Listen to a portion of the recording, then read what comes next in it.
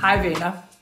Som I jo ved, så er jeg helt ny i det her medie, så hvis I har tips eller tricks, eller tænker, det kunne hun godt gøre lidt bedre, eller noget I vil høre mere om, så er I altså velkommen til at skrive tilbage til mig. Nå, der er 63 dage til vi flytter. Vi er godt i gang med alle vores planer. Jeg har fået solgt min bil, vi har fået solgt vores lejlighed, og vi havde besøg af køber sidste søndag. De vil gerne købe mange af vores møbler ude på terrassen, og vores lounge-sæt er også blevet solgt via vores netværk. Så nu kan vi lukke af for terrassen og sige, det var det. Vi er for alvor i gang med at sortere vores ting. Noget skal i sommerhus, noget skal sælges, noget skal smides ud, og noget skal i en stor boks, som vi forhåbentlig på et tidspunkt sender bud efter fra Dubai. Det er blevet rigtig koldt herhjemme. Vi har fundet vintertøjet frem. Faktisk har vi i nat haft det værste storm 119 år med vandstanden over 2 meter end normalt. Og med flere ødelæggelser rundt omkring i landet. Vi glæder os derfor endnu mere til, at vi skal til Dubai den 31. oktober, hvor vi skal være en uge. Der skal vi have de sidste, men vigtige ting på plads, såsom opholdstilladelse, arbejdstilladelse, forsikringer, bank, bolig og med mere. I tirsdags havde vi besøg af Krille, Nick og Kaja. Jim lavede gryden, og som altid er et hit.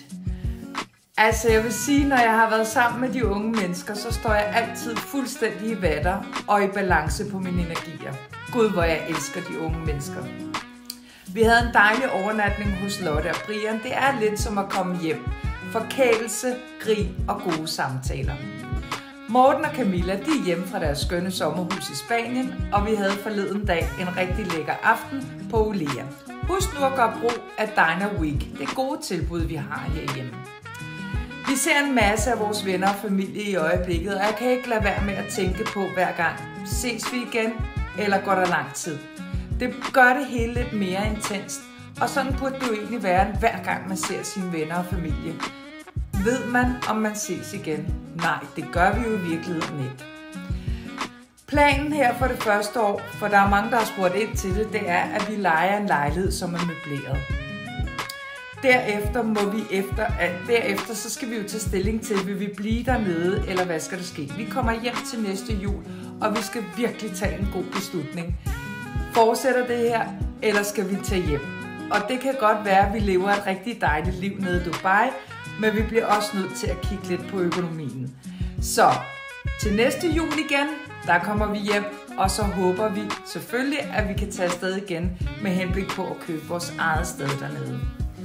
Det er så spændende det hele, og når vi siger højt til hinanden, vi skal bo i Dubai, så er det så uvirkeligt, samtidig med det er så virkeligt. Vi håber og tror på, at det bliver et eventyr i store. I dag der skal vi til Rosas fødselsdag. Det er Jims niece, og vi glæder os rigtig meget. Og derudover så vil vi bare ønske jer en rigtig god weekend. Nyd livet, og husk nu, er der noget du ikke bryder dig om, noget du ikke kan lide, så flyt dig. Du er ikke et træ.